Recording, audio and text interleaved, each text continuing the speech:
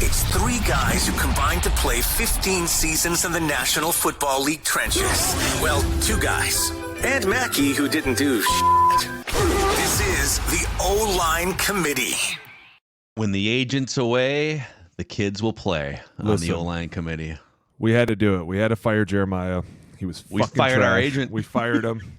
Couldn't handle his shit. He was too serious all the time. We don't need an agent after last week's episode. Remember last week's episode? Do you need an agent in the NFL? Do you? We don't need one. Me and Phil literally talked about it all weekend, and we told him yesterday, listen, you're out. It's a two-man group. If you're watching now, we love you. We love you, bro. I'm totally kidding. We missed the shit out of you. And this is going to be such a fun episode, though, because I feel like when he's not here, I worry way less that he's going to look at me. Because, sometimes you can see him kind of looking at me directly through his screen, and I'm like, oh, fuck. Or I'll get a text message. I'm not getting he's the bad cop parent who jumps in and he'll spank you. Your mom. I'm like You're sneaking you treats. It's kind of, I need to do some reflection. I agree. So we'll get into it here without our agent, and hopefully we don't crash this plane too aggressively. But Jay likes to go on these. He goes on these like excursions when they go on vacation. He just completely unplugs all technology. So hey, before I forget, hit him with the ding. That is a no-show fine. It is a no-show fine. No. It definitely is. Yeah. All right. Oh no, hit him with the no stress too. Okay. Fucker, should have been here. All right. So I've got a big boy question of the week for us here, right off the bat. Okay. Hit me. And by the way, I'm kind of springing this on you. I'm giving you basically zero time. I just want your raw, organic, primal reaction to this question. Okay. I love it. Who are you eliminating from last year's playoff bracket? So here's the background. If you go back, 10, 20 years, whatever it is, on average, we see a crap load of turnover in the NFL playoffs. Right. Where like 40 or 50% of last year's playoff teams don't make it back to the playoff mountain. So let's start with the AFC. Here's your mission, Alex Boone, should you choose to accept it. 7 playoff teams in the AFC, 3 of them have to go. You don't even have to replace them yet. We can do a whole nother episode on which teams didn't make it, okay? Who isn't going? I need at least 3 teams that aren't going back to the playoffs, because that's how the math works. The teams that made it were Buffalo, Miami, Baltimore, Cleveland, Pittsburgh, Houston, Kansas City. 3 of them got to go. We know Kansas City's for sure going to be in there. I know the Ravens will be in there. Hold on. I got Ravens, Bills, Cleveland, Miami, Kansas City. Houston is definitely going to be in. And who is 7? So let me get Browns, Steelers, Dolphins, Bills, Ravens, Texans, Chiefs. You're saying Texans in, Chiefs in for sure. Texans in, Chiefs in for sure, Ravens in for sure. I'm going to say Steelers, Bills, and Miami are out for sure. Wait, hold on. Wait a second. Steelers, Bills. Okay, interesting. So Steelers, Bills, and Miami are out. Yeah. I would have gone with We're not putting teams in, but that means you have either New England or the Jets. Well, you're a Jets guy. Well, not even a Jets guy, but I just obviously the Bills are going through some things. They got rid of Stephon Diggs. I'm very curious to see how that season's going to go. Right? I'm not. They were saying 6-6 at one point last year too, man. Dude, they were looking down the barrel of something ugly. Remember? And then they had to fire their OC, and then everything just kind of reshifted. And it was story came out. That story came out. They rallied around the Ty Dunn. Was it Tyler Dunn or whoever? It was? When he leaked that story. Yep. So, but I don't see them in Miami. I'm curious about that. The OBJ thing. How's that going to work out? Is there going to be any drama down there? I'll be honest with you. I'm interested in all of that. Steelers, same thing. I love Russ. I love him to death. And I think that getting him, while you also get a Justin Fields behind him, is a very sure thing. But at the same time, it's like, I just don't know if this above 500 thing goes forever. And so I'm curious myself to see that. But at the same time, I'm just not going to bet against Kansas City because I'm not stupid. Houston is the hottest thing right now in my mind because they are so young and they're so excitable. At the same time, the Ravens are always tough to beat. Yeah, and you get Diggs. Ravens, Danielle Hunter. Dude, they're hot. They're the hottest team to me right now. The Ravens at the same time, they're always really good. And you add a great running back into that mix, and you're like, Jesus Christ, could it get any worse? Cleveland for me is the up and down team. And I'm not trying to be a homer, and I'm not trying to be biased or unbiased, but I just don't love him right now. And I don't know why. I just don't. You took a massive hit last year with Nick Chubb. I loved him. I fucking love Nick Chubb as a running back. Like I do. And I really want him to get better. But at the same time, I just don't know if this team has what it takes to get there. Like, it's going to be a really tough division. It's a Deshaun Watson referendum, right? It's like, do you it's a tough division. Joe Burrow's coming back. The last place team in that division was the Bengals. But on the other side, dude, like people don't talk enough about Kevin Stefanski. Kevin Stefanski is throwing in, here's your new quarterback, Deshaun Watson. Oh, he's injured half the time. You're going to pull Joe Flacco off his couch. You're going to use 4 different quarterbacks. A rookie. And still win 11 games. It's like, I love Kev. I go back and forth on Cleveland. I do. That's why my whole point is, and to me, it was them or the Steelers. And it's like, I don't know if I see either of those teams getting in, but if anything, I see Cleveland leaning a ton on Kevin being extremely smart and having the ability that maybe Deshaun Watson still has something left in his tank. Not that I respect him in any way, but I have to understand that he could be a good quarterback. But at the same time, it's like, oh man, it really comes down to Cleveland and the Steelers for me. Like one of those two teams. So I'm going to give Cleveland a little bit of love there. Okay, so it seems to me like you think the AFC North, as always, is going to be super competitive. AFC South with like Jacksonville, Indianapolis, Anthony Richardson. I could see those two teams jumping in, absolutely. But then the AFC East, it feels like you have Jets jumping up. Rodgers stays healthy, and then Buffalo's got. I agree, man. Weird vibes. 12 games into last year. Yeah. No Stephon Diggs. They're kind of going into a little bit of a cap reset situation here. I could see them going like 9-8, being competitive, and even like making a coaching change. We're way early on that. I could see some crazy things happening in Buffalo. 100%. This is how we get canceled. You start saying some crazy shit like that. I'm saying, I know this is where Jeremiah would ding me for like I don't know, like ding like you make so something hard. up. False. But it's so tough because I do think Buffalo. It just feels weird in Buffalo, but I know on paper they're still the best team in that division. So you're taking out Buffalo, Miami, and Pittsburgh. I'm gonna listen. When you say it like that, I kind of want to leave Buffalo in and then take out Cleveland because you're right. Who the hell's going to win the East? It could be the Jets. It could, right? But at the same time, if it's not, it's got to be the Bills, in my opinion. I don't know. I'm going to leave Buffalo and Miami in because I think something always happens with the Jets. Always. So I'm not ready to. Always. I mean, a 40-year-old coming off an Achilles. I'm going to take out Cleveland. Okay. I'm going to take out Pittsburgh. Yeah. But then I got to take out one of these other teams. Come on. Here we go. You're going to leave Buffalo and Miami? I got to take one. AFC East ain't that good. Or do I take out Houston because anytime you have everyone running in one direction on a team, the opposite seems to happen, right? Like sophomore slump, CJ Stroud. You're right. Don't be silly. I mean, you're right. I'll take out Miami. I could see Cleveland, I could see Miami. Yeah, I'm going to take out Miami. Okay. Cold weather, things are a little bit different when they have to start. Before I start, what's their schedule late in the year? Yeah, you know what? I haven't even looked at that. It doesn't matter. I sprung this on us. So I want you to think about this though. Like everything in the they're AFC, playing at Cleveland, at the Jets. Like they're playing at the Packers after Thanksgiving. That's brutal. A lot of cold weather stuff, a little outdoor, kind of and they play the 49ers. I mean, think about this, dude. If you go to the AFC and some of the best teams like the Ravens, it's going to be cold in January.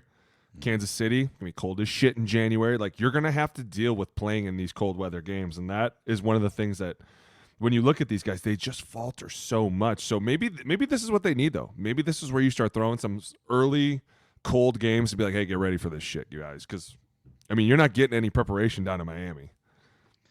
Let's go to the NFC. Okay. I need 3 teams out. We're punting 3 teams. All right. These are the teams that made it last year. Dallas, Philadelphia, Detroit, Green Bay, Tampa, San Francisco, LA Rams. 3 have to go. Hold on. I wrote Niners twice. Shoot. SF, LA, and then what was Tampa. All right, ready? Mm-hmm. I'm going to take Tampa out first. I love you, Baker. I love you. I'm going to take Dallas out. I'm going to take Philly out. Dallas, 3 straight 12-win seasons, by the way. Not gonna play in these playoffs anymore. No, I'm not going to take out Philly. I'm going to take out. Because someone's got to make it in that division. Yeah, I'm going to take out LA. Really? Okay. Yeah. No Aaron Donald. Yeah, no. But the offense, they got weapons on offense. They do, but you still need to played really stop well last people. year. You still got to stop people when you do it. So you're taking out Tampa, Rams, and Cowboys. I'm gonna take out. Yeah, I am taking the Cowboys out. Dude, That's how pissed I am at them. I'm that fucking mad at Dallas right now. Yeah, I'm still mad about it. You're out. Yeah. I'm leaving Philly just to piss you off. nothing And yeah, I think Washington makes it in. Let's go. So that from 4 wins to like 9 or 10, I could see that. Okay, I'm taking Tampa out. Okay. You know, that division is always like, it feels like, when's the last time we had someone reign that division for several years, right? No, it's no, just no. constantly a revolving door. So you could see like the Kirk Cousins Falcons step up from 7 wins to like 10 and win that division. Isn't that why they paid him $200 million? So they can get that 7th seed and then just lose the first round, just like Dallas? I'm kidding. I could see them getting the 3rd or the 4th seed. That's how optimistic I am about the Falcons. And then, dude, part of me wants to. God, you're gonna kill me for this. San Francisco, man. San Francisco is interesting because how many times can you keep coming back to the training camp? Let's find out. Pushing that rock up the hill. I'm gonna go bold, man. I'm gonna say Dallas makes it. I'm gonna take out Philly, Tampa, and San Niners? Francisco. Yep. Because the Rams, well coached, really good quarterback. They've got weapons. I could even see Seattle again, the new coaching staff. So we'll see. But they won 9 games last year. But San Francisco is not a gimme. Aging roster. You got wide receivers who want to get paid, like Ayuk. You lost. Didn't you lose Armstead? I mean, it's. Yeah, but that was keep an eye on it. Nick Bosa. And I'm not saying anything bad about Armstead, but yeah. I mean, my point is, until they not in the Super Bowl, I'm not going to assume that they're going to fall that far off. I mean, dude, they just lost the Super Bowl. I'm not going to say that they're not going to make one of the top 14 spots out of this. At the same time, I kind of feel the same way I do about you. We both feel the same way. You're just saying about the Niners, and I'm saying about Dallas. Like, how many times can you push this rock up the hill? To them, they lost in the wild card. Like, and not only that, but you lose Tyron Smith. Things are changing. Bringing back Ezekiel Elliott, and I'm not saying bringing people back is a bad thing, but sometimes it's never as good as the first time, and then all of a sudden things start clashing. So for me, I'm there. I think Philly gets in for them. Detroit, I'm not taking out, obviously. Green Bay, I'm super curious about, and I am really excited just because I love that they went and drafted Jordan Morgan in the first round. Like, they're like, listen, we just need to solidify keeping this guy healthy.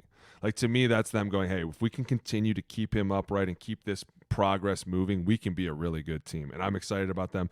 Tampa, I love Baker, but at the same time, it's like anything. That's not a special team. No, and anything could happen in that division. I mean, dude, maybe the Saints rise up. Like, who knows? Maybe the Falcons get punched in the mouth a little bit. But for me, LA, too, a lot of their defense, dude, and this was something that me and Jay, and we obviously had to watch a lot of the guys' film, so we'd watch a lot of the Rams games.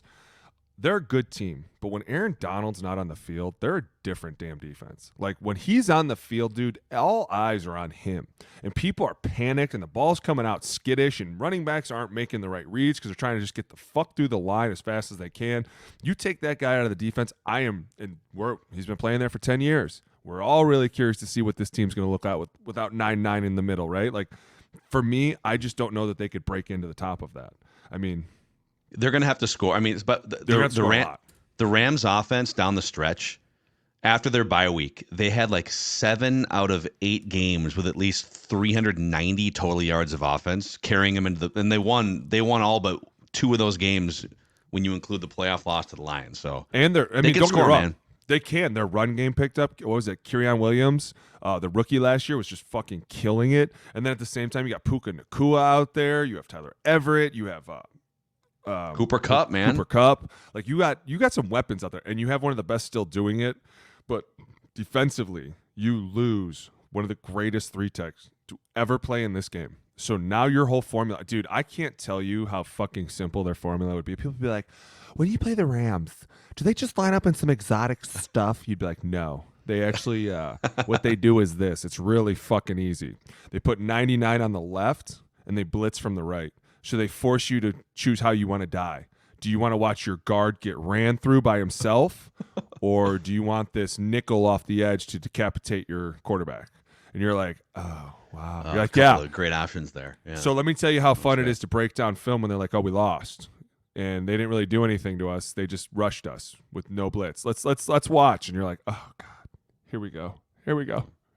Yeah, it'll be interesting. It is going to be, it's going to be, I mean, it's the end of an era. It's the first time. Yeah.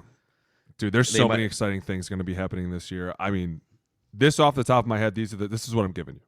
Am I going to be right? Probably not. But at the same time, I am excited for a lot of these teams on this list to see how do they start the season, right? The Jets aren't on this list. How does Aaron Rodgers start the season? The Falcons aren't on this list. How do they start the season? Like, there's so many question marks going into the season, but off the top of my head, this is just how I feel about these teams right away. Yeah, it's fair. The Panthers aren't on the list. How do they start the season, right? Can they get a win? Stop it. First couple months. So, yeah, hit us up in the hit us up in the comment section. What do you think? Who's out? You have to pick at least 3 teams from each conference. Might even be 4. We might have even been I could give you 4. I could give you 4. Who's the 4th in the NFC? You already said it's the Eagles. Because you already said Eagles and Cowboys, but then you pulled back on the Eagles. Well, you have to, because I was totally kidding about Washington. I don't think within 1 year of a rookie quarterback they're going to smoke everybody. The same. I mean, the Texans. I'm not. Kind of a train wrecky organization. Get the right leaders in place. Way different division. Way different division. You don't go play in Philly in that division. And when you go to Philly as a rookie, good fucking luck. Okay, good luck. Good luck as a 12-year vet, because they throw shit at you that you're like, this smells so horrid. What is it? Don't look, dude. It's bad. It's real bad. It's all over the back of you. Son of a bitch. Kill someone. So there's your big boy question of the show here. Yeah, hit us up in the YouTube comment section. By the way, before we get to a couple of mics, at least a couple of mics, and some dumb football questions, a shout out to our friends at Aura. The O-line committee is all about protection. Not just protecting quarterbacks, protecting our audience, you guys. Listen. And that's where Aura comes in, Booney, the sponsor of today's podcast. I miss Jeremiah too, but so people ask us, what's the best thing as a consumer of the O-line committee that you can do to help us? Well, you can support our partners like Aura by going to aura.com/O-line committee and start your 2-week free trial. That's one of the best things you can do right now to help the show is just do a 2-week trial for free at aura.com, aura.com/O-line committee. Have you ever typed your name into a Google search? Your information is floating out there beyond what you would probably feel comfortable with. Aura comes in, shows you which data brokers are selling your information, automatically submits opt-out requests for you. Aura also provides powerful protection for your kids' devices. You got a bunch of kids running around like Booney and Sirles. You can block harmful content. Manage how much time your kids spend online and which apps they spend time on. Aura is extremely easy to set up, very affordable once you get beyond the free trial as well, with prices starting at just $12 a month. Again, it's aura.com, aura.com/O-line committee to start your 2-week free trial. And before you ask, no, my kids don't have phones. None of them. All right, you want really? No, fuck no. Are you kidding me? How old's your oldest kid? 12. How old until they 18. get a phone? 18? Yeah, what do you need it for? Dude, Mackie, I barely use my phone. What do you need it for? I feel like if they're driving, like they should not be texting while they drive, but like, don't you want I them just to put a tracker in the car. What if they want to get a hold of you? I live at the same house. Pay phones, dude, kids. Use a quarter. You want to get a hold of me? You come over here. There's never a moment that I don't know where my kids are, that I'm like, man, I wonder where. Because they know if he's like, hey, I'm going to Jack's house, and I call Jack's dad and he's not there, I'll get in my fucking truck and go find him. And I'll embarrass people in front of people. I've done it before. I am not afraid. So my kids are like, yeah, I'm going to Jack's house. I'm like, all right, cool. I trust you. Go to Jack's. And then I'll get a text 5 minutes later. Hey, Johnny just got here. Oh, appreciate it. Don't need to know anything else, and I don't need you looking up anything else either. Believe me, I know what 12-year-olds are looking up. I coach all of them, and I'm like, hey, your parents would be wise to remove this from your life, but they can't. They already gave it to me. I hate that fucking answer. That's my first mic. When people go, but you can't. You open that door. No, it's easy. I slam it shut and go, don't ask me again. That's kind of how my coaches used to do things. Coach, you used to let us do this. Well, now we're fucking not. An issue? No, it's not. Okay, good. It's called. What about like a being flip an phone? adult. What about one of those old Nokia phones? Where What do you need a phone for? I'm sorry. I just don't see. All these kids do is text each other horrible things and videos. And I'm like, I catch it all the time because kids will be like really upset. And I'll go, what are you upset about? Oh, so-and-so just posted a video of me doing this on Twitter and everyone's making fun of me. Like, isn't so-and-so your friend? Yeah. Doesn't sound real fucking friendly to me, huh? You should go beat his ass. That's what you should do. You should do it. Just go stab him. That's what He's going to do. continue posting videos about you getting your ass beat and shit like that. Yeah, I go whip his ass. That's like a stop whole. posting That is this. a level of. Oh, it's insane, dude. We're You not should like we're in see. our 30s. We're not even like that far removed from school, like relative to human history. But we would never do that to each other, even back then. Like I was in college. bet on we Facebook. would have. No, like, dude, some of the stuff they do to each other is really cruel. Like, I'm like, are you cool with that? You're not gonna say anything? They're like, well, what am I gonna say? Just call him an idiot and tell him you're gonna beat his ass if he does it again. And then if he does, you beat his ass.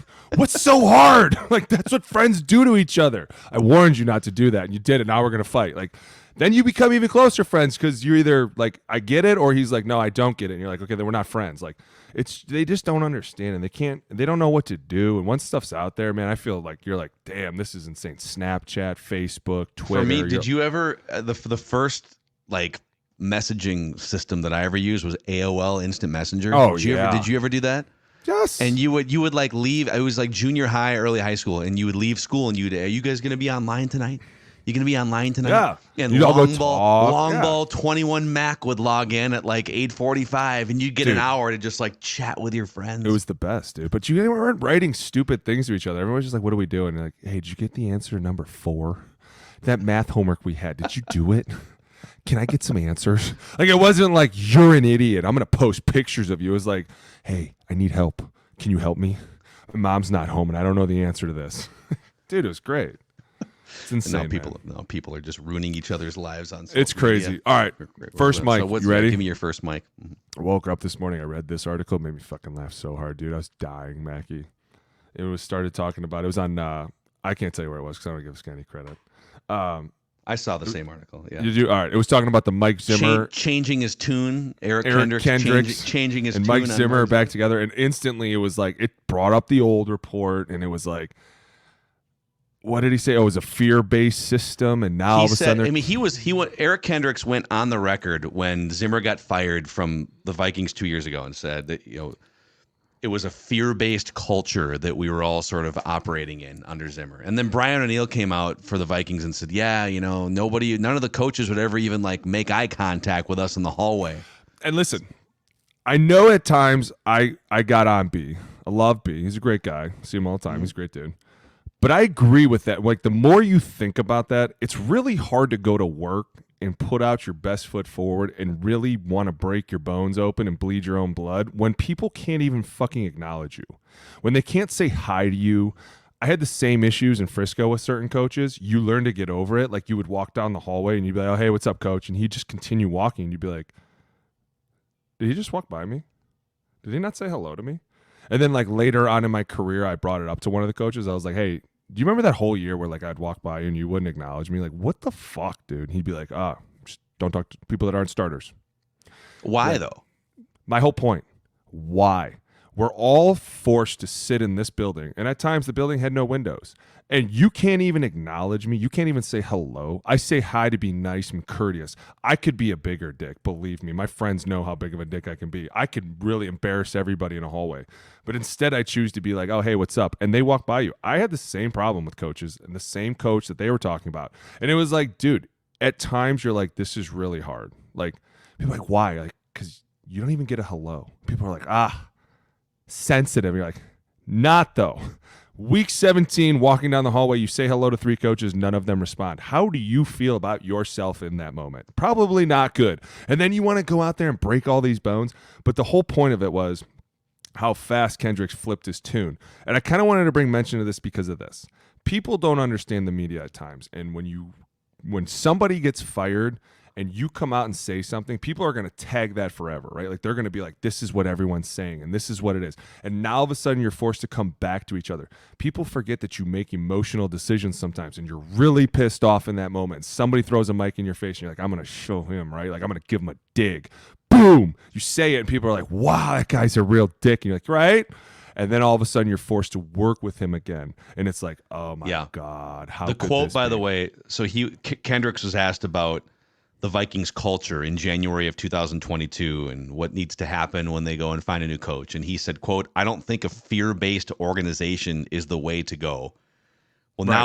now he's not that the Cowboys run a fear-based organization. And to be fair, he's not the head coach there. He is the DC, so it's run a whole different way. But he's run some fear-based culture defenses in his life with the Bengals, and they've been largely effective.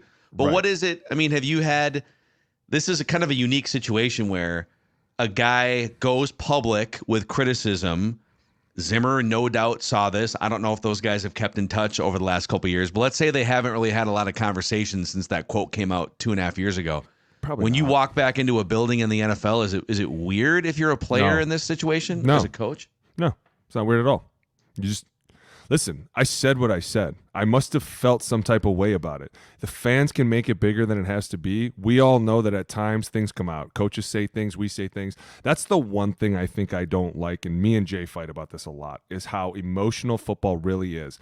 And like I said, you just fired your head coach who everyone was probably really pissed at, and somebody throws a mic in your face and they're like, hey, how do you feel? And you're like, good fucking riddance. How about that?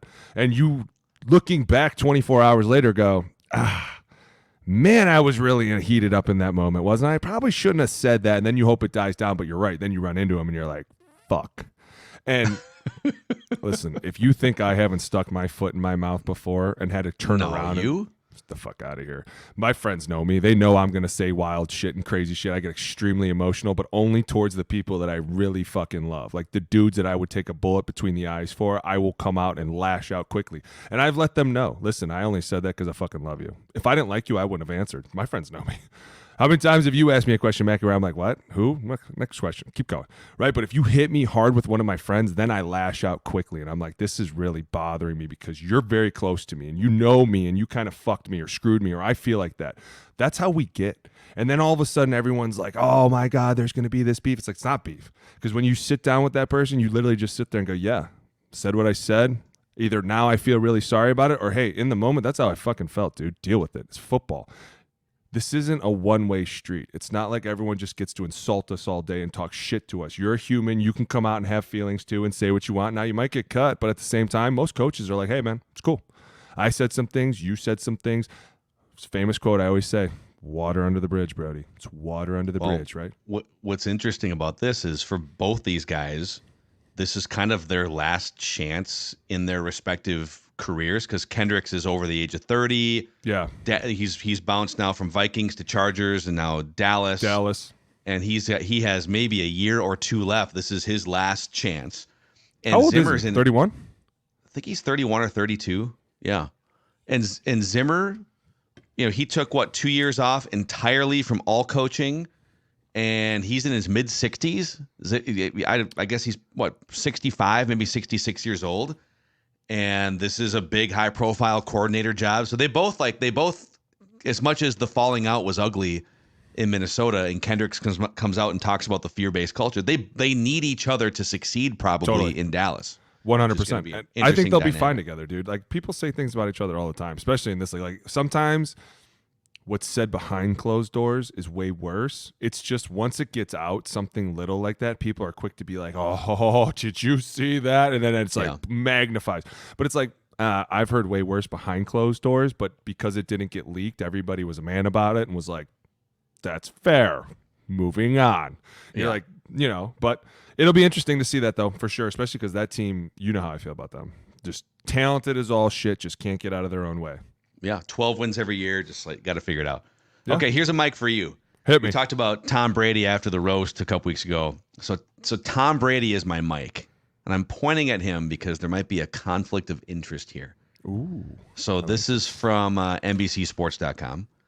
There's the nagging question, the nagging question of whether Tom Brady will have the kind of access during his broadcast career that will allow him to give fans everything that they tuned in for, which is a quote from Brady. So here's the conundrum.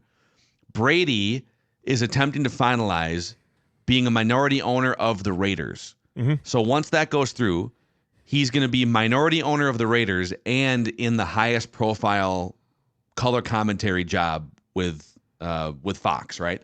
Right. So the article lays out how Tom Brady is going to have access to like practices of other teams, and you're on conference calls with opposing coaches and stuff for your broadcasting job.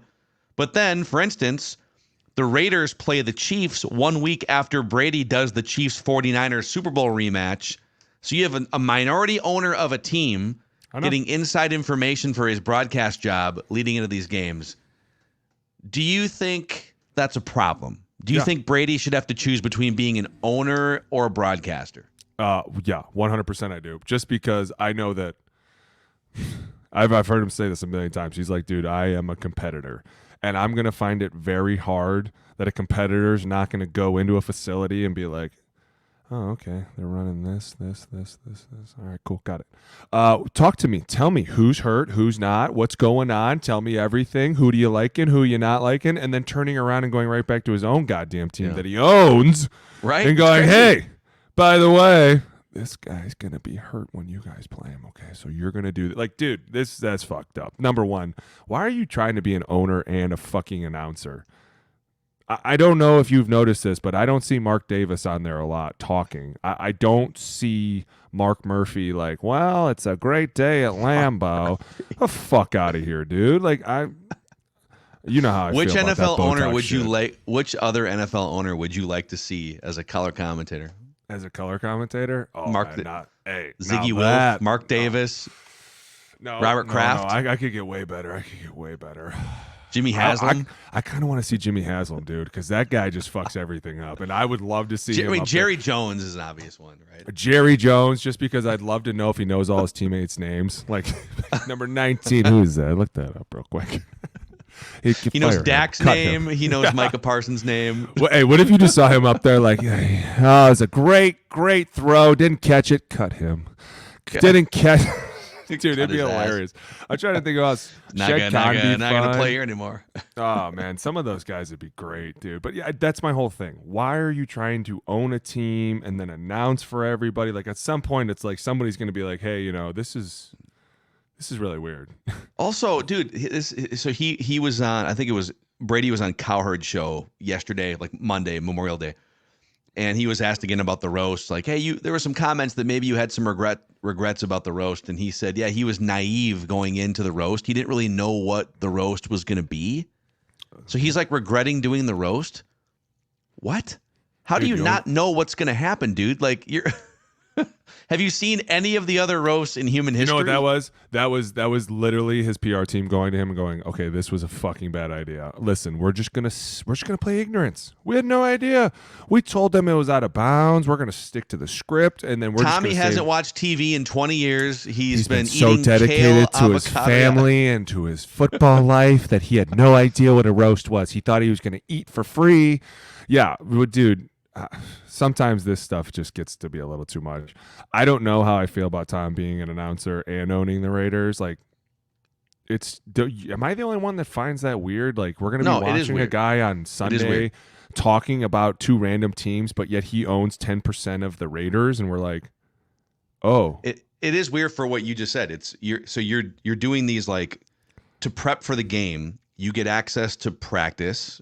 Yeah, everything, dude. They come into everything. They go into the fucking training room. They come into the team meeting. They get to go sit down. I've done production meetings. They literally ask you everything. Like, hey, tell me about the guys next to you. Tell me about the guy behind you. Tell me about the guy on the outside. Tell me about your favorite guy that's catching the ball. Tell me who you don't like catching the ball. Tell me what you're doing this. Tell me who you guys are thinking about. Like, that's another thing. If I was an owner, I would constantly be like, who are you guys worried about? What are you planning on doing? Because then eventually you can figure out how they're game planning. Like, if I told you how some of our coaches game plan, you'd instantly be like, well, I could just pick how you're going to do the next 16. Now, it's very difficult because you have to start making decisions. Like a lot of the coaches that I played with were like, we're going to pick on one certain guy on a defense.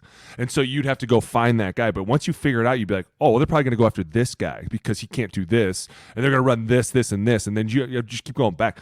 But they have so many resources and so much intel already that if you can just see behind the curtain a little bit, and be like, hey, this is what they're planning to do. By the way, how many times did you? I don't know if Mac, have you ever been into a meeting room?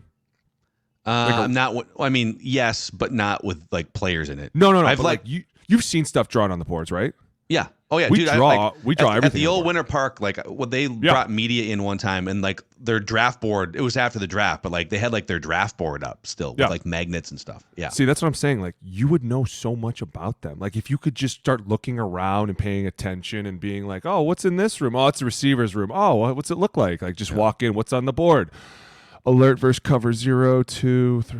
Got it. Run skinny. Especially if you're post, Brady, sale. and you can take one mental picture. You don't have to be fucking Brady, dude. It could be Sirles walking in the room and going, hey, they're really worried about zero blitz. You should just hammer them with zeros the whole game. Like, you're gonna know how to attack them if you walk into 6 rooms, and you're gonna be like, oh, okay, got it. Oh, by the way, who's hurt? Who? Oh, okay, cool, got it. Okay, not gonna tell anybody. Hey, listen, guys, pay attention. This guy's hurt.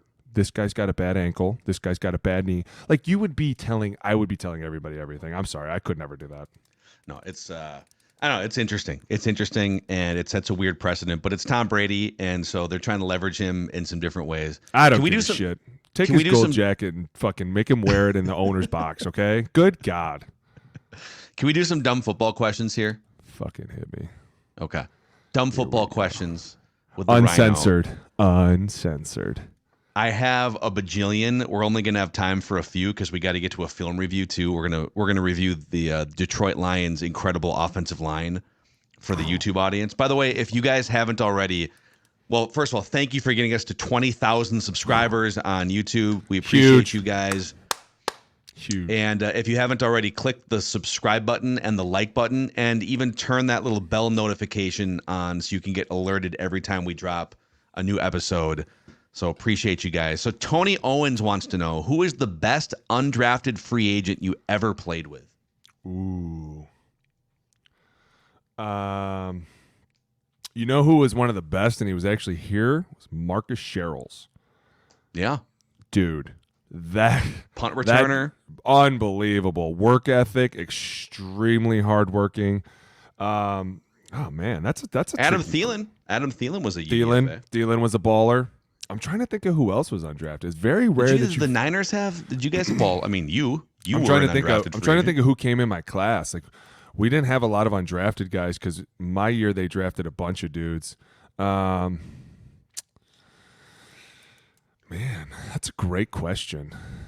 The Vikings have actually had kind of a crazy history. I mean, John Randall was an undrafted free agent. Adam Thielen, undrafted free agent. Mankato State. Yep. I'm trying to, dude. It's very rare that those guys last. Like, I mean, that's why we can probably only think of like 2 off the top of our head. I mean, I was undrafted. I will say this: Sirles was speaking about the undrafted. Some Sirles was saying that somebody left a comment in this section last week about how could a status follow you your whole career. It does. I just want everyone to know that. Like, even Phil will tell you, like, the minute you walk in to do something important, people quickly look back at where you're from. Did we draft you? No. I came from another team. Did they draft you? No. Are you undrafted? Yeah. What? So what's the conversation? You want more money? You're undrafted and you're in the NFL and you're ungrateful to be here. Like, that's literally what they look at you and say. And you're like, well, it's not. I have another theory on that too. I think the NFL is you're constantly looking to squeeze the most out of potential, right? And if a whole league and a lot of the decision makers within these organizations decide that 21-year-old kid is a first-round grade with a ton of potential, that potential is going to carry over throughout your career forever, dude. And even if you have, like, look at like a Marcus Davenport, for instance. You know, like, that dude, he's injured half the time. You know, see, if you're a first or second round pick, teams think Jalen Reagor, teams think they can get something out of you. Dude, Laquan Treadwell was still signing with teams. And I'm trying to think of who was the Jacksonville receiver. Was it Justin Blackmon? Oh, my God. Could never stay out of trouble. And they were constantly like, but if he could get on the field, I can't tell you how many fucking times I heard that. If he could just get on the field and show everybody. And it was like, but he can't. He literally cannot right now. And they were like, Zach Wilson is another one. Yeah. Look at the quarterbacks that are just going to keep. I agree. I mean, I think the one thing that's crazy about that too, we were just talking about the potential of all that stuff, is people forever and a day. Like I remember when I was older and they would bring in first rounders that weren't making it and they'd be like, what do you think? And you'd be like, dude, he's been on 4 teams. They'd be like, yeah, but maybe nobody knows. Look at his relative athletic score from the combine. Well, no, they think it's all the other coaches. They're like, maybe it's the other coaches. They don't know how to coach them. I'm like, dude, they're NFL fucking coaches. They know how to fucking coach adults. They're like, yeah, but maybe they don't. We can give this guy a try. You're like, dude, you have to give up on this kid eventually. Like, there's so many first rounders that you see get cut, that get picked up, and then cut and picked up, and you're like, how come undrafted guys can't do this? How come you can't trust him? It's crazy because the minute an undrafted guy gets cut, you're like, hey man, I'm really sorry to tell you this, but there's probably not gonna be another chance. Like, they didn't want you in the beginning. They're not. Nobody's gonna want our scraps, right? Like, it's just how it goes. And that's one of the things that, like, if you really were to take the mindset, and this is a totally sidebar, but if you were to take the mindset of the undrafted player versus the first rounder, I know why first rounders fizzle out. They're constantly giving them more chances and more exceptions, and we'll breed with this guy. Undrafted guy, you fuck up once, they're gone. And it's the mindsets are so different. So when you do get a guy like Thielen or Sherrills or John Randall, like when you get a guy like that and he fucking starts to reach his potential, people start to love them and they want to be around them because they're Tony like, Romo. Tony Romo, dude. They're dogs, man. They work hard because they're always afraid someone's going to cut them. I mean, shit, I remember year 8 lying about injuries because I was like, I'm afraid they're going to cut me. Like, Boone, you're year 8. I'm like, they're going to cut me. You don't understand. Like, my agent was like, are you crazy? I was like, they're going to fucking cut me, dude. He's like, dude, you have lost your mind. I'm like, I'm drafted. You have no, like, it just follows you forever because you see them and you hear the whispers and then they kind of look at you and laugh and you're like, just told everybody I was undrafted. Dude, it bothers me. It bothered me for a long time. Now I don't give a shit, but it's undrafted. Look at that guy over there. What a clown. Yeah, undrafted. Can you believe this guy? Red stapler. Lostrom 4303 says, is NFL quarterback the hardest job in the world? Simply because there's only 20 guys in the world who can do it proficiently at any given time. Of course, there's jobs with higher stakes in the world, like brain surgeon or astronaut, but there's way more than 20 people who can perform brain surgery or have been astronauts. What other job can only 20 people in the world at any given time excel at? Is starting quarterback the hardest job in the world? I mean, I wouldn't say it's probably, obviously it's not the hardest job, but it is a really, and I'll tell you why it's exclusive. It's one of the most exclusive jobs in the world. It is. And it's hard because you have to be kind of unanimously liked by everyone while still playing at an extremely high level, right? Like, and you have to be really ingrained in everything. Like, I think about all the starting quarterbacks I ever played with. I never asked them a question that they didn't know. Like, I was never like, hey, say the safety comes down here. What do you want to do here? He'd be like, we'll 4 call it. I'd be like, 4 calls for a run game. They'd be like, gives a shit. 4 call it. Okay, cool. Like, you never went to them and were like, hey, do you want to re-ID this? And they'd be like, I don't know. Let me think about that. Like, they'd be like, no. They're very decisive, very right to the point. They understand things on a different level. And at the same time, they get guys to play at an extremely high level. Like, the one thing I think you hear about Tom Brady all the time is people saying is that what he was out there, him and especially Peyton, like when I was in the league, one of the things about Peyton was everything was kind of Peyton's way, right? Like, if the huddle was too talkative, he'd start kicking dudes out. And he'd be like, get off my field. And there was no like, oh, hey, I'm really sorry. Like, it was like, get the fuck out of my huddle now. And so it was when you play with guys like that you know are going to set the bar every single day, that's a hard fucking job because there's going to be days where you wake up and you're like, I don't want to be here. I'm really hurting today. I have a bad fucking headache. My arms hurt. I can't feel my legs. And everyone's yelling at me. But they're constantly like, hey, it's okay. It's okay. Let's go. Let's go. Like, to the point that it's not even fake. It's who they are. Like, at times people look at me like, aren't you ever annoyed with the PC answers? I'm like, no, that's who they are. Like, ingrained in them, they are that person. They're never going to point a finger at you. They're never going to really come at you. They might ask you a couple questions or they might ask you to play a little bit better. But that's just who they are. That's fucking hard, dude. You have to think about that. And if I were to say it's hard, I would say this. it's extremely hard because nobody watches all of you guys fucking eat and piss like they do with us. And the minute somebody in this realm fucks up, everyone's quick to be like, see. It's true. I don't see people pointing at brain surgeons like, see. Dude, a brain surgeon could screw up and someone dies, but you don't have like beat writers covering the hospital brain surgeon beat But not only that, but like, how about this? Like nobody follows you guys outside of your work. And the minute that somebody goes and does something, everyone's like, oh my God, like, dude, one of the mics could have been, how about the 2 tackles that got in trouble with marijuana with Kansas City? We wouldn't know that shit if they were brain surgeons. We wouldn't know that shit if they were anybody else. But the fact that they play in the NFL and they got caught, some cops like, hey, guess what? I'm going to ruin your fucking life. Watch this. Yeah, we just pulled over 2 tackles. Yeah, the 2 tackles for the Kansas City Chiefs. Guess what? They had weed. Yeah, go write a story. Yeah. Like, everybody's out to fucking get you constantly. Yeah, it's a shitty fucking life. And you have to always be happy. Fuck that. People constantly ask me, are you ever mad you weren't a captain? Nope. Do you know what the captains have to do? They have to smile like this all day. Yeah, we lost, I know. Listen, we will come back better next week. We'll play so much harder. We're going to watch more film. Mackie, what was my answer? I'm going to fucking kill everybody tomorrow. We're going to figure this shit out. Like, you can't talk like that when you're a captain.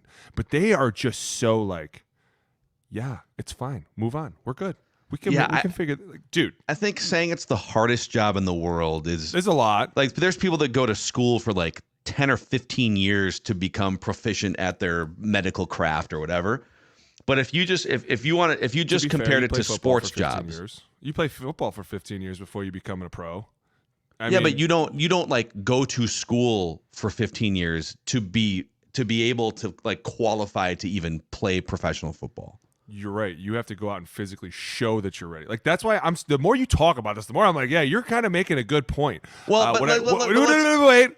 In order to become a doctor, I have to sit here and write down things and learn, which if I really wanted to do it enough would be easy.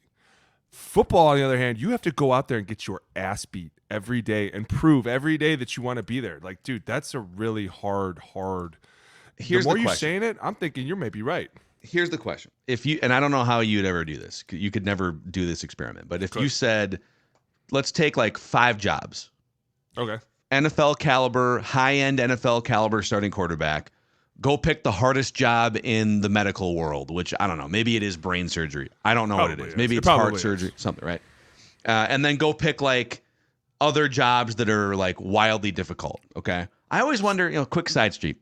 The architects and the builders who build these crazy sky rises, like 100-story sky rises. Right. And you don't like miss a bathroom door somewhere, or you don't miss like to be precise to build structures, for instance, right? Yeah. But if you were to give everyone in the world a 20-year runway from age 5 to 25 to devote your life to being the best you can at that craft, how many people could get physically, mentally good enough to play at the same level as Lamar Jackson and Patrick Mahomes versus John Bob, brain surgeon guy, right? Like, that would be an interesting exercise. I think you would we'll find never that get to see play out. I think that exercise is called life. We do get the 5 to 25 as a takeoff runway. That's when people are like, what do you want to do? I do it with my kids all the time. What do you want to do, bud? I want to play this forever. Okay, so I don't see you in the garage practicing. I don't see you in the backyard playing. I don't see you doing anything, so you must not want to do that. Like, this is called life, and that's why the more I think about it, yeah, and I'm not diminishing anything. I mean, being a heart surgeon, my mom was the pediatric open heart head nurse. And so she would talk about the little babies that would come in and they'd have to perform open heart surgery on these tiny little babies. And I can't imagine how hard that is. But at the same time, but it's not as hard as Sunday night. No, that shit is hard, dude. Doing pediatric open heart, that shit's got to be hard as shit. But prospectively, until the Chiefs roll into town, until you got Trent McDuffie coming off the edge. No, yeah. Imagine performing that brain surgery and all of a sudden Aaron Donald's in your face. Oh my God! Hey, could you imagine that? Just say you're performing brain surgery and he just walks in and puts his hand in the ground, looks over, waiting for the snap. What the fuck is going on? Put a lot of pressure on you. No, I mean, it's hard as shit, and I could never do it. And I think we razz those guys a lot, but honestly, those guys have a life that I would never want, man. They're constantly being looked at. They're constantly being poked at. People are constantly trying to get you to talk shit about the quarterback because they know if you do, it's instantly going to create this wedge between the team. And it's not harder than brain surgery. It's definitely not harder than pediatric open heart. I mean, it's not that, but it is very difficult. And the stuff that they ask those guys to do, it's really hard because a lot of times they make them come up with the terminology and they'll be like, what hits your brain? And these guys are so fried. They're like, I don't really care. Just come up with a color. Green. Sure. Green works. And then all of a sudden, like in the game, people are like, fuck, what's green again? And the quarterback's like, God damn it. Green is power right when we're trying to get on the ball, you idiots. And you're like, oh God, thanks, bud. Thank you. Like they just know everything. I don't know how they do it, man. They're incredible. I love them. It's wild, man. It's mental, it's physical, it's preparation. It's. I got one more for you here in the last couple minutes. Hit me. Hollow Lumi says, how can an offensive line be rated top 5 in pass pro, but bottom 5 in run blocking, and vice versa? You'd think if a line is elite in one regard, that their baseline for the other would be at least average, but it seems like pass pro and run blocking tend to operate different. Is that true? Yeah. Why aren't they? If you're a great pass protector, question? Why do you suck at run blocking? Well, they're complete opposite sides of the spectrum, my dude. One is you going completely backwards, and one is you going completely forwards. And at the same time, there are a ton of things. This is why I don't like stats, okay? Because stats can be deceiving. Like, if I have a really, really good quarterback, and I'm like, hey, hit primary or find fucking hot right now. And they're like, got it. Like Tom Brady. Right? Kirk Cousins, phenomenal at that. Could put the ball. I know what everybody's doing. The problem is when you talk about the run game, well, he just handed the ball off to somebody else who probably is not him. And you're looking for lanes. You're looking for completely different things. And I think a lot of times, and I'm going to say this since Jay isn't on here and we're probably going to get in trouble, I think a lot of times offenses are running the wrong fucking offense. They run plays where I look up and I go, what the fuck was that? Why are we doing this? Did you just run a mid-zone on 3rd and 15? What the literal fuck are we doing right now? Like, there's so many things that go into this that the two can never be compared together ever. They are so opposites ever. Yeah. So do you think is run blocking or pass blocking easier or harder than the other? Like, what's the hard, if you're not, let's say this, if you're not great at one, what's the longer climb to be great at? Is it, can you learn pass pro or run blocking easier? You can learn run game so much easier. Pass pro is extremely hard. You have to be like ingrained with somewhat of a foundation when you get to the league, because the one thing we tell the guys is these are not the guys you're playing in college. Those guys are, a lot of those guys didn't make it. The guys that are playing now are the guys that know how to get from A to strictly B.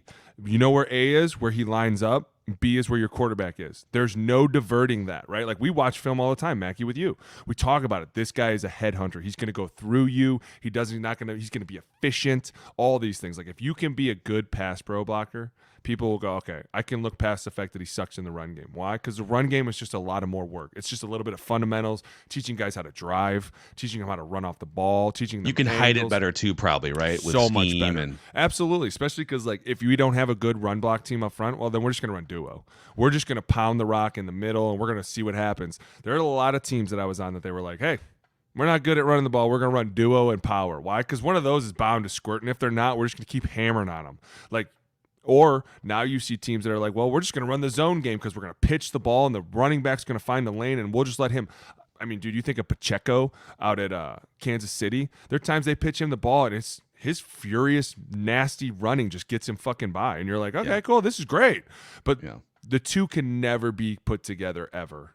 It's kind of weird that you brought that up, because now that I think about it, people in the league, if you can be, as long as you can pass block, you can get a chance.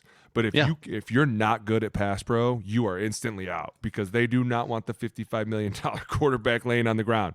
Running back will find a lane. He'll get a wedge. We can work with this kid for 6 months to teach him how we run off the ball. We can get away with his college coaches didn't teach him shit. Interesting point. After our camp this last year, and I was thinking about this all weekend, one of the kids came to me. And then this conversation between the two of us turned into a conversation between me and everybody. And they were kind of looking at me and they were like, this is a really fun camp. And I was like, yeah, we did a lot of work, didn't we? They're like, a lot more than we thought. And I was like, I warned you. Like, we work here. We don't do anything but fucking work. We're teaching you. The kid was like, no, it was interesting because you were actually teaching us how to do the work. We don't get taught how to do it. They literally just go up and tell us, hey, you block him. And we're like, okay. Yeah. And I was like, okay. It's starting to make all the sense in the world, because when I was young, they took a lot of time to teach us fundamentals and be like, this is how we step. This is why we step like this. And I'll show you film of good and bad. And instantly it was like, okay, this is why we do things. But now it's become this thing where it's like, we're not really teaching you how to do it. We're just telling you to go out and do it. And I was like, so when you mess up, what does he say? And they're like, well, sometimes they'll just be like, hey, be better. And then we move on. And it's like, but if you teach the how and the why, then they can self-correct better along the way too. Exactly. That's the thing. Now, I agree with these coaches in college, and I'm not going to shoot my jabs at them without backing them up. There are 200 kids on your team. I couldn't imagine trying to teach 200 kids. That's a lot. And not only that, but you're worried more about these kids having fun and wanting to stay. And do I like this coach? This guy's making me do a lot of work. I don't see the results. Like, it's a lot, dude. But at the same time, if you can understand those things, like you said, it makes football so much easier, right? It makes correcting all these things. That's what separates us from everybody else. And that's what I tell everybody. The reason you didn't make it was because in that tiny moment, you didn't know what to fix. And so you didn't fix it right away. But in those tiny moments, coaches are constantly like, what did you do wrong? I didn't take a good enough set. Don't fucking do that again then. Okay. See, I almost feel like with how big you have to be and how much you have to retain mentally, we could ask the same quarterback question of like, how many people in the world could play offensive line at a high enough level if they devote, because like most of the population isn't genetically big enough or freakish enough to even qualify. And you could narrow it down. So like, what's harder, being a brain surgeon or being an elite left tackle? Is probably a pretty similar question. Yeah. Your brains are. Chris Jones is bearing down on you in the. Or would it be a brain surgeon or a right tackle that's not good at pass blocking and it's more of a mauler, and TJ Watt just showed up? Yeah, welcome to hell, dude. Oh my God, could you imagine? I don't know what goes through their mind. Oh, man. Those are your dumb football questions for the week here on the O-Line Committee. Click that subscribe button and the like button on the YouTube channel. Be on the lookout for Booney breaking down some Detroit Lions meat and potatoes film this week. Let's go. Can they climb back to the NFC Championship game and get to the first Super Bowl in franchise history? That's the question. Before we go, so serious. Johnny asked me yesterday. He goes, hey, Dad, question. How big of a deal would it be if the Lions won the Super Bowl? I go, pretty fucking big, dude, because they have never done. He was like, do you think Dan Campbell would like go down as a hero in Detroit? I go, I guarantee you Dan Campbell never buys another fucking beer in that city, never does another thing. They would love him forever. Johnny was like, I really hope they win one this year. I do. That's a great talker. Like which franchises would it be the biggest deal if they won a Super Bowl? Detroit for sure, because they went through the worst Cleveland fucking years. Vikings have never won one. Cowboys haven't been to one in 30 years. No, it's still Detroit because, dude, you got to think about they were 0-16. Like, they were just terrible for 30 years. They were bad. I'm going to mark this down. When Jay comes back, we're going to ask that question. The biggest deal, we'll put together like a power ranking of some kind. Yeah, it's good off-season fodder. All right, he's Booney. I'm Phil. For Jeremiah. Jeremiah. Sorry, buddy.